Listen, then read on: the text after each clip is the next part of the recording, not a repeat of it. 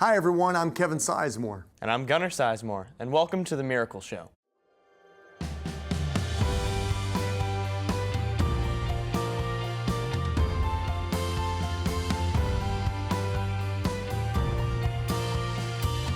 And I'm perfecting my third set. And the doctor asked me to come in. And I know something's wrong because even the doctor is crying. And doctors don't cry. And he said that we've done all we can. There's nothing else for us to do. And I said, how much time does she have? And he said, at the most, 6 minutes. 6 weeks, I'm sorry. And I should plan for that. And I'm thinking, how do I plan for that? I haven't planned to buy her first bicycle. I haven't planned to walk her to school. I haven't planned to take pictures of her on her prom. I haven't planned to walk her down the aisle to get married. How am I going to plan to buy her a dress to be buried in? And I'm trying to keep it together. Can you explain to me when you revealed for the first time on stage, you bare your soul? I mean, you completely, this is it. I'm a comedian, but this is me. And you started talking about Brittany. Right. Where were you? Why did that happen? And what made you do it? I was in Aspen at a comedy festival. And this is how long after Brittany? Are we talking months, weeks? Years. Okay, years. So we've moved on. You've dealt with it, but for some reason you're in Aspen and Brittany said, tell my story. you're on stage and you hear this little angel.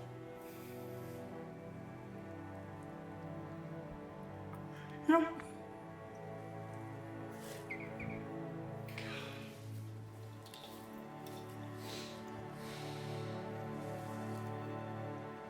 So, like you said, trigger.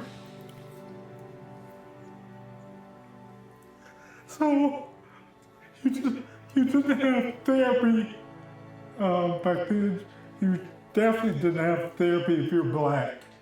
Because have therapy. No, that didn't happen. That's an oxymoron. Right. Therapy and black? Hey, can I, oh no. No, right. You're shot. Hey, put some Epsom salt. So it's like, right, so you're black, you're male. And so yeah. So that was my therapy, telling it on stage. In its raw form, yeah. And I don't want to cry, but it's coming. And I'm trying to tell myself, Tony, I'm trying to beg the world, just give me a chance. Just give me a chance. Just let me take a breath. Just stop just for a minute. I want to call my parents and tell them, what do I do? I don't know what to do. I'm a grown man, and I don't know what to do. And a voice in me comes up like Denzel from Training Day. Man up! You think you're the only one losing kids today? 25 kids walked in here with cancer, only 5 walking out. This ain't no sitcom. It don't wrap up all nice and tidy in 30 minutes. This is life. Welcome to the real world. And he was right. Did you know this film? You didn't even think about it. No. She said, tell the story, you told the story, and Years later, I found out someone had a flip phone. had They snuck a camera in. Yeah. Okay. Because YouTube was not. No. Yes. YouTube is like texting. Like that's that was like the pager. Yes. So, okay. Are you glad that was filmed? Yeah, because there have been so many responses. I think there was 3 million views. And they turned off the comments because I finally saw it years later. Oh, I went on YouTube and I saw it years later, not maybe 7 years ago.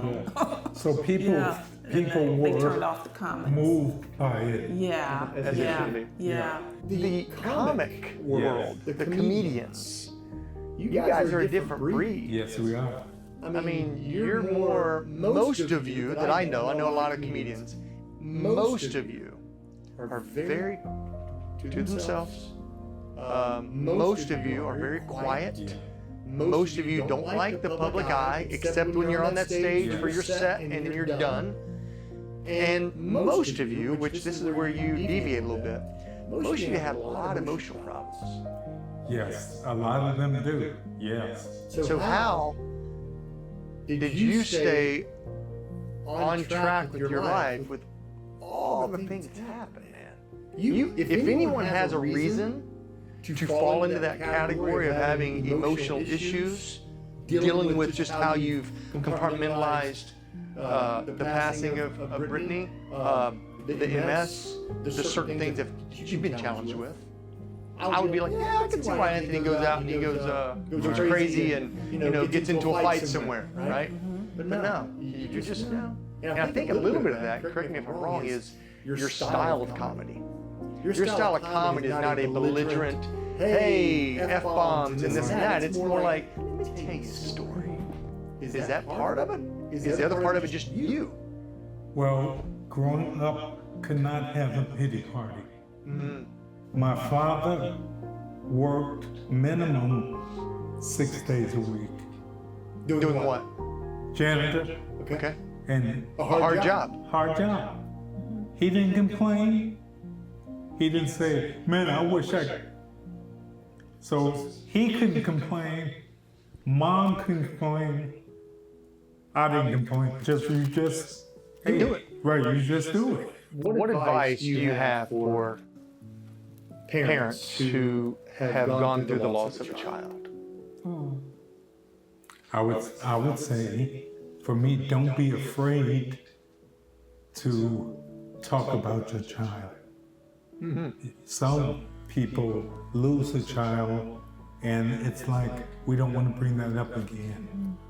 Versus with Brittany, hey, we talk about it.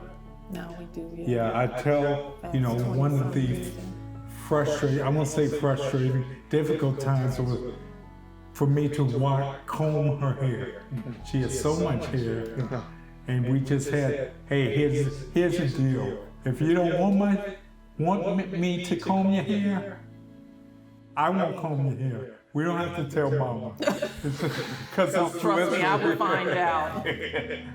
So I would say, because it's so, you would love the fact that you could say, hey, remember because you remember those days when she was 3, when she stood up for the first time. I agree with you. Yeah, of your kids now. Yeah. When your child grew up, when they took their first step, when they said no and stuff like that, all that you remember, that's imprinted. So share that. Thank you from the bottom of my heart for sharing these. First off, just sharing Brittany. That's just what a gift. Thank you for giving me the opportunity. Clint Malarchuk came close to losing his life playing the game that he loved, ice hockey, when an accident left him with a severed jugular vein. He bounced back, but the inner demons that drove him to be a champion on the ice made his life outside hockey a struggle that almost destroyed him a second time. Joining us from his home in Nevada is Clint Malarchuk. Hey Clint, how are you, pal? Howdy, Kevin. Good to see you. First, tell all the viewers, how did you start playing hockey? My dad was a goalie, hockey player. My uncles, my cousins, my big brother, who was 7 years older, so I got that to aspire to, not just hockey, but to be a goalie was huge. From an early age, you're dealing with obsessive compulsive disorder and depression. Clint, are you comfortable talking about all that? Yeah, Kevin, the childhood was rough. Back then they didn't really diagnose you with mental illness unless you were really off the charts. And I look back now just in reflection, and even then I didn't feel normal as a kid. Yes, I did have an abusive father, great guy, but when he drank, and which was often, and you know, it was a bad situation. So I had a lot of anxiety. I had obsessive compulsive disorder, undiagnosed for sure, but I look back now and go, whoa. I did contamination things, shower, washing, hand washing, which is the first thing you think of when you talk about obsessive compulsive disorder. But fortunately, I was able to funnel my obsessive thoughts and anxiety into hockey. And I just wanted to be an NHL goalie. Growing up in Canada, northern Canada, way north, you know, we had long winters and snowbanks and around the rink and parents on the snowbanks, and it was a culture. It was a lifestyle. I started working out very young. When other kids were out, I don't know, playing or whatever they were doing, I don't know, because I was doing push-ups and sit-ups and running up and down stairs and doing things that would help me be a better goalie. Wow. I mean, so right from the start, you're channeling your OCD into an obsession, playing hockey and how to be the best at it.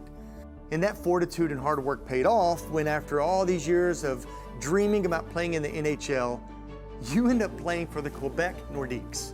Well, that was back in the mid-'80s, right? And then you were traded to the Washington Capitals. After that, you got a chance to go to upstate New York and play for the Buffalo Sabres. So tell me this, Clint, what happened when the Sabres played the St. Louis Blues on March 22nd, 1989? March 22nd, 1989. It was the beginning of a long, long history of Clint Malarchuk, Kevin. Cut my jugular vein, playing for the Buffalo Sabres. Now, just to explain, when you say you cut your jugular vein, to our audience, what he's saying is, when Clint is a goalie, he's trying to block the net, right? The hockey puck's coming in, but two guys are rushing fast. They get tangled up, their skates fly up, hits his neck, cuts him. 7 liters of blood are going all over. And we're not gonna show that. And that's very wise, because it's very graphic. So, Clint, how serious was it, man? I'm bleeding out profusely. I mean, blood. The first couple heartbeats, the blood squirted about 6 feet in front of me, and then it just poured out of me like a drinking fountain. And I knew I was probably going to die. Had it not been a major sporting event, I probably would have died. So this is a very important part for our audience. Clint, tell us what saved your life that night. There's a lot of factors that went into that. The accident happened at the end of the ice where we exit, and our dressing room or locker room was right there. Our team doctor was right there. A lot of people in Buffalo said, what a courageous guy. He got up off the ice and skated off. Well, that goes back to my childhood, you know, how I was raised. You don't lay on the ice. But the real reason I got up was I thought I was dying, and I didn't want my mom to see me die. She was watching the game on TV up in Canada. And I didn't want that. And also I thought, well, they called for a stretcher. And I said, a stretcher? I'm bleeding to death. You know, that's not happening. I'm gonna pass out any minute and I'm gonna die. So traumatically, it was trauma. And it was the team's athletic trainer that actually saved your life, because he'd been an Army medic. He was a Vietnam medic, and he, in front of 18,000 people in the auditorium or the rink, the arena, and how many people are watching on TV, and he kept his cool. He'd seen this stuff before, and with that, he was able to be calm and save my life. Wow. So after having a close call like that, what's it like getting back in the game? Coming back was really tough. It was kind of emotional in certain ways. I remember my first game, I played the last 5 minutes of a game. They threw me in there. And the standing ovation that I got, I can't even believe I played the rest of the game, because I was just shaking. It was so emotional. But that had to have been hard. I think it was the following season that was even tougher, because the media was still questioning me. And it was a situation where, again, I was trying to prove people wrong, media wrong, coaches wrong, management wrong, fans wrong, but more importantly, me wrong. Deep down, I know I could do it. But I did have a lot of anxiety of what if they're right. But it was the next season where things really fell apart. All that love and adrenaline, the love never went. I mean, I love upstate New York and Buffalo and the people there, the greatest people in the world, the most humble, friendly, and they embraced me, and I used that. But now I'm kind of felt like I was on my own, because all that had kind of worn off, at least in my head. And it was a situation where I started to have flashbacks, nightmares, panic attacks, my OCD, which was totally undiagnosed. So I think it's important, Kevin, that people understand what trauma can do to you. And I didn't know it at the time. I learned this years later, that trauma can, if you're predisposed or have a certain level of, let's say, in my case, mental illness, depression, anxiety as a kid, and up until the accident, OCD, all those things exploded. And trauma will do that. Right. It just snowballs. I mean, you've got this PTSD from the accident. I wake up straight up in bed, just like they do in the movies, like grabbing my neck and sweating. And I'm doing this every night. So I would eventually say, I don't want to live that. It's not like a bad dream. This is reliving a trauma. And I'm doing this all in silence, all on my own.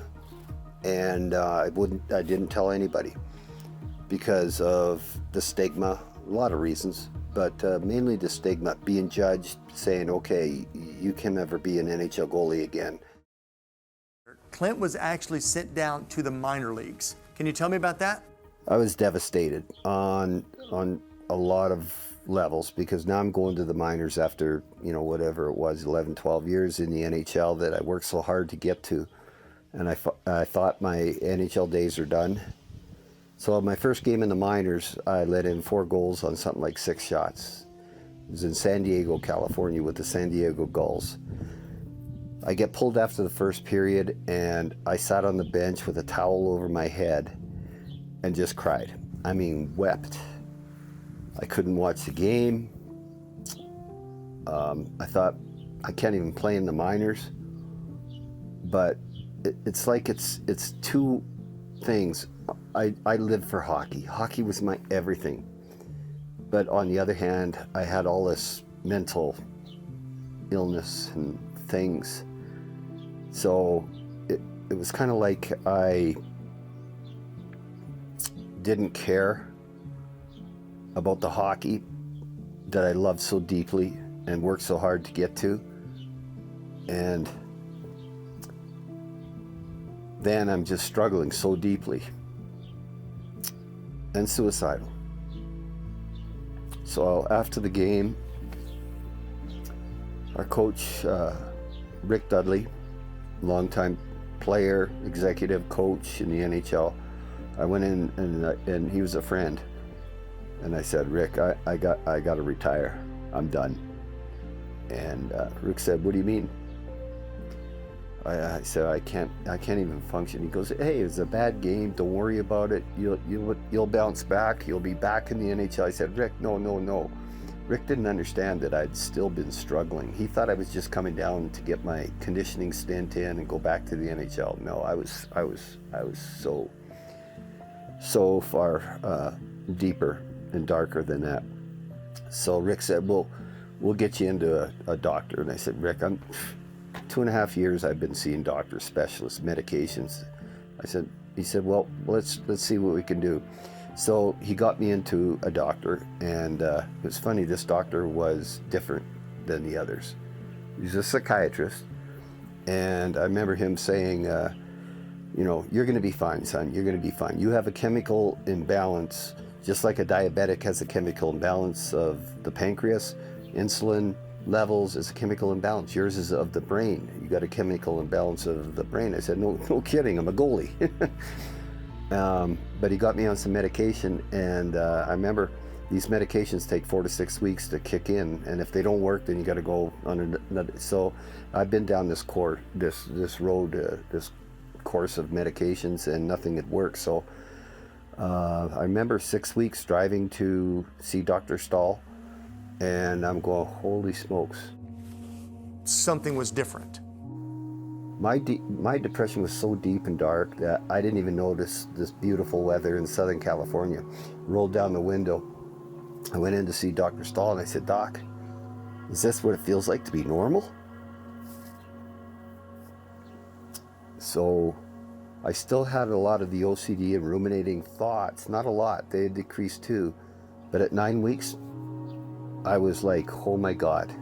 I was happy, I was free, I was joyous, and I was so grateful, but yet I was angry that I'd lived a life of what I'd lived, of all the depression and anxiety and the OCD. So I resumed my career as a player. I ended up playing in Las Vegas in the IHL. In fact, my play had gotten so good, or back to a level, where the Boston Bruins were interested in signing me and bringing me in to play. And I said, I thought about it, but I was so content. I was afraid to go back to the pressure, because pressure will cause more anxiety. And so I said, no, I'm gonna stay here. And Las Vegas tripled my contract. I had horses involved in it. And then I got into coaching, and life was good for probably, I don't remember exactly, but I'd say anyway 13, 14, 15 years just taking my medication. People should understand that with mental illness, there's a huge correlation between mental illness and addiction. And that is because whatever your choice of poison, mine was alcohol, it worked. If I was anxious, have a few beers, take the anxiety away. If I was depressed, have a few beers, you feel happy. But the problem with that is, the bar gets higher. So what 2 or 3 or 4 beers would do, then it was 6 and 8, and then 10 and 12, then 16, 18. I was drinking probably 20 to 30 beers a day just to get through a day. I knew he drank, but I guess I didn't really know how much he was drinking at the time. But when people were here, it was like his quick wit and his mind, it was directed at everybody around him. But then as soon as everybody left, it was like his mind would turn on himself. He didn't have anybody to direct it at. So he directed at me and himself, and it was the same questions. Why do you love me? Are you sure you love me? Why did you marry me? Just the same question over and over again, and it was every single night. Start at like 11 o'clock, and he'd ask the same questions till about midnight, 1, 2 in the morning, and then he'd have so much to drink he would pass out. People were telling Joni, leave him, he's crazy, because I was acting crazy. I was getting arrested, I was getting fights, probably because of the alcohol, and probably because my mind wouldn't turn off. Probably a lot of reasons. And Joni, it sounds to me like not being able to turn off those thoughts in his head, it just led Clint to a very dark place. Well, I'd been trying to get him in to see a doctor, and nobody would see us.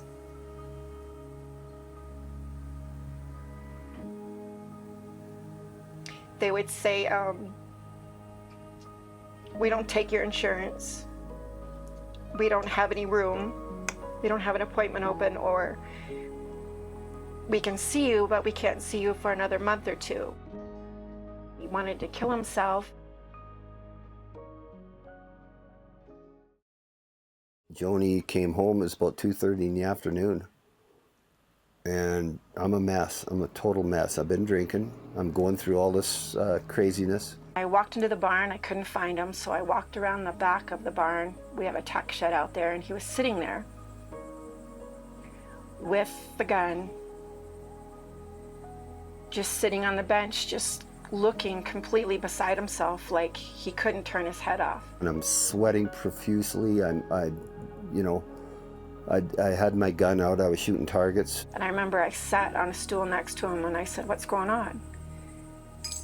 And he just started getting mad, saying, "What do you mean what's going on? You have no idea what it's like to live inside my head. I can't turn it off. Nobody knows what it's like to live in my head." And I said, "You don't get it, you don't understand. What I want to do is just turn this off." And he just stood up, grabbed the gun, and shoved it under his chin and said, "This is what I want to do." I took the gun, I put it under here, and I pulled the trigger, and boom. And I don't remember him pulling the trigger, but I remember hearing the noise of it going off. I didn't think there was a bullet in it. I didn't know either way, and frankly, I didn't care. And then just seeing blood come out of his nose. And just thinking right then, I gotta call somebody. Well, when the gun went off, I thought, why am I standing? Why am I sitting? And now standing. And now why am I I didn't lose consciousness. And I had my phone on me, so right then I called 911. She's horrified. I just shot myself in front of her. And he sits down on a bench in front of the barn and he starts to almost pass out. So I'm yelling at 911 on the phone, and I'm shaking him, trying to get him. And he's telling me, "Don't tell anybody, don't tell anybody. You're gonna be the reason I don't work in the NHL again." All of a sudden, there were just cops. And there was like 4 cops there. And I remember thinking, when he saw the cop, he was getting mad. And I thought, he's gonna make the cops mad. And he's gonna make them shoot him because it didn't work what he did. So I remember I sat next to him because I thought, well, they're not going to hurt me. So if I just stay next to him, they won't do anything and he won't get so riled up. And that was probably the beginning of another chapter, because I didn't pass out. I was conscious for the whole deal. Well, they put me in a induced coma. He was unconscious for a week. And I remember when they first took him in, they had said, "We're gonna see if we can do surgery and try to take the bullet out." They ended up not. They left it in because they said it would do more damage than good. So I would spend every day just sitting in a chair beside him. I was in the hospital in this coma for, I don't know, a week or two, and then I had to deal with waking up and realizing what I had done. The minute they woke him up, the nurse looks at him and says, "Do you know why you're here?" And I think he thought he was in Buffalo from when he's cut his neck. And she flat out just told him. I was shocked. She said, "You shot yourself, you still have the bullet in your head, and that's why you're here in the hospital." So after that physically healing, they sent me to a treatment center, and that was where I was in there for 6 months. And that was the first 2 months. I was a mean, angry SOB. I mean, I had, a lot of issues, obviously. And, I claimed all the stuff. Yeah, I drank too much. Am I an alcoholic? I guess. I don't know. But I'm just mean and angry. And I'm just like going through things like, okay, I'll claim that. But the thing was, they were trying to tell me I had post-traumatic stress disorder. And I'm like, why? Why do you think that? Not a chance. Because you almost died in 1989 when your jugular vein was cut. And I'm like, yeah, I came back in 10 days. I was a hero. So the ego thing got in the way. I was really like, no way. PTSD, screw that, not a chance. And my therapist was, I don't know, she was just probably going crazy that I wouldn't acknowledge that. And once I did accept it, that's when we went through therapy and some things that I finally healed. 20 years of undiagnosed PTSD. But God, it's been a long haul, long road of some great highs and some fantastic, dark, silent lows. Well, that certainly had to be one of the low points in your life. So Joni, tell me what life is like with Clint now. It's really good. I mean, we're best friends. We get along great. He's the love of my life. We do everything together. I don't know how she could, you know, hang in there, but I also know that we've done everything together our whole marriage. Horses, hockey, skating, all that stuff. And she's been my support for sure. What advice would you give people struggling with depression or mental illness? A lot of people struggle in silence and darkness, and they don't have to.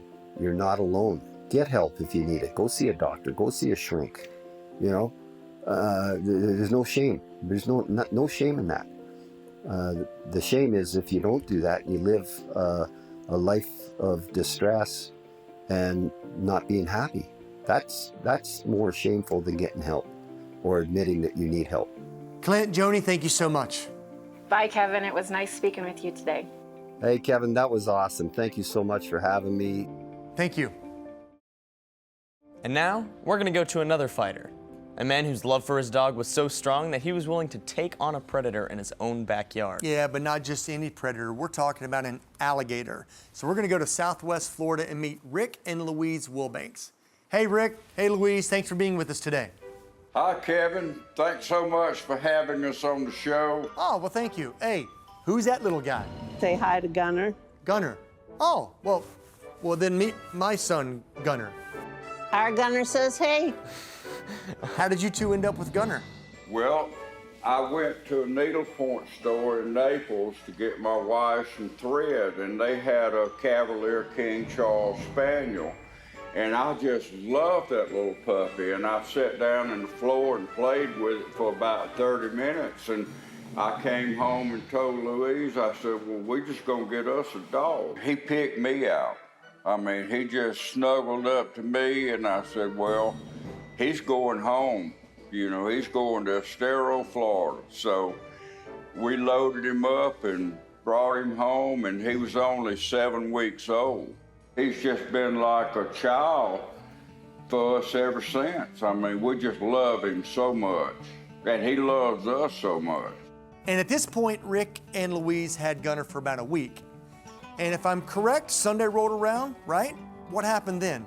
Well, you know, it was about 10:30, and we had just decided to go out, walk along the edge of the pond, which is kind of my usual Sunday morning. And, you know, we were going out. I had some sunglasses on, and I had a collar, but when I went and got Gunner, I had bought him a collar and leash, but the collar was, I mean, I wasn't expecting to be as small as he was. So my sunglasses broke, and I was fiddling with them, and Gunner just pulled out of his collar, and the next thing I heard was a yelp.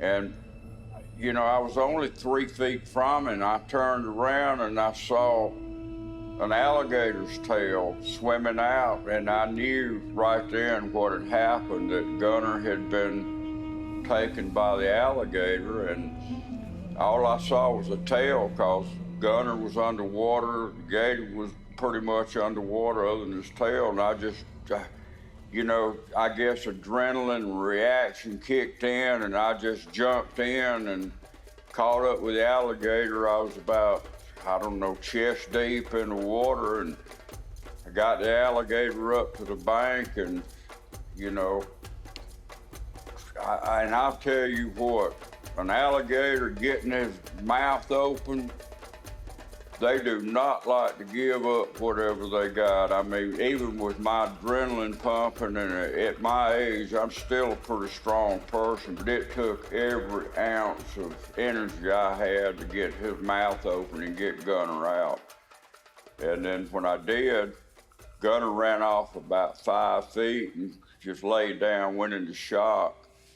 And my hands were stuck in that alligator's mouth at that point, so I finally worked them out, and I got the alligator's mouth closed, and we've got a chain link fence behind the pond, and I picked him up, and he was about, I don't know, close to 5 feet, because I'm 5'10", and I had him up like this, and his tail was touching me, and I just slung him over that chain link fence to get him away from me and Gunner. And then I picked Gunner up and rushed him to the house and told my wife, I said, well, we got to get Gunner to the hospital. He's been attacked by an alligator. So, Rick, you didn't think twice about jumping in after the gator? You know, it was just a reaction thing. All I wanted to do was get Gunner back, and, you know, when I got the alligator to the bank and got Gunner out, then, you know, my biggest concern was whether he had any internal injuries, because the alligator had him clamped down pretty good in his jaws. I take him and then put him in the car. Rick wants to hold the puppy, so I'm driving, and it was like surreal. I just didn't even realize what was going on. And there was blood, but it was all Rick's blood. It wasn't the puppy's blood. Thank goodness. Gunner, they kept him in the hospital. He had one little puncture wound in his rib cage, and but he had some water in his lungs, so they kept him for a couple of days and gave him some IV antibiotics to keep him from getting pneumonia. And I went and got a tetanus shot and came home.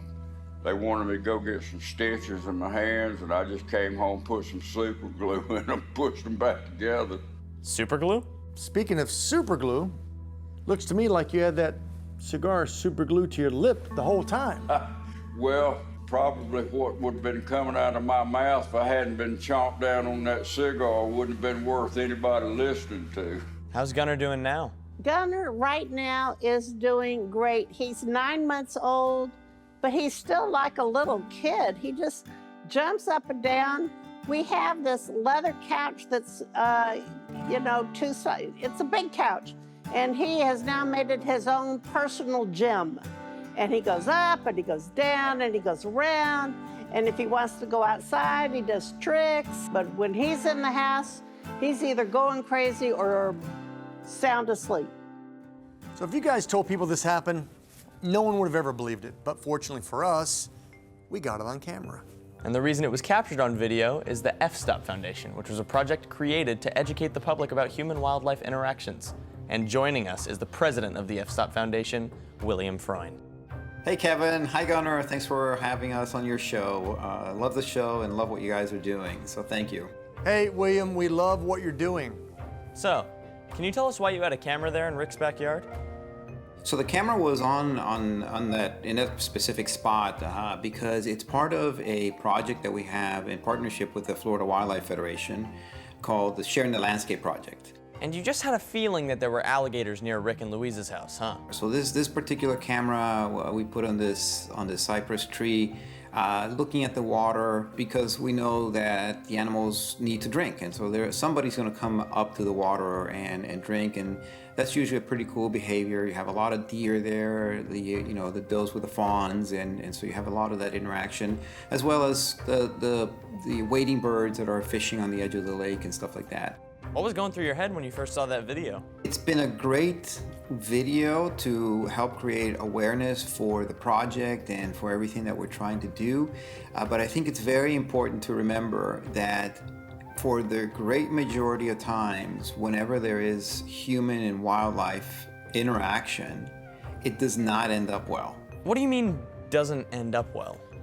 It either doesn't end up well for the human or it doesn't end up well for the wildlife, because usually when there is that contact, the wildlife is usually taken out and removed. Luckily, the alligator was not. It's still there and swimming around. It's very important to remember just how critical it is to give them that respect, the wildlife the respect, to give them the space that they need, and to remember that they are wildlife. Absolutely. Thanks so much, William. Thanks, Kevin, Gunner, appreciate it, and love being on the show. So, Rick and Louise, getting back to you, we understand that when this video went viral, Gunner got a special honor from the community. Tell us about that. Well, Gunner is a deputy dog with the Lee County Sheriff's Department, and presently we're going around to schools, and Gunner has a couple of books out, a coloring book and a book about water safety and all the animals that we have in this part of Florida. So, after this scary incident, do you still see the alligator from time to time? I have seen the alligator again. You know, it came back through the fence and went back in the pond, and of course the wildlife people had to do an investigation because I got bit. And when they came out, you know, I told them, I said, look, just, you know, the alligator was doing what it does to survive. You know, I don't want the alligator removed for the pond, and as far as I know, it's still swimming around out there. Right now, I think I saw it a week or so ago, and it's probably about 6 feet at this point. But we love our wildlife. You know, that's why we moved here. Well, Rick, Louise, Gunnar, thanks so much for sharing your story with us. Thank you for having us, and we look forward to more adventures of yours. And we look forward to sharing more adventures with you next time on The Miracle Show. Where are you going? Just checking on the dog. Good point.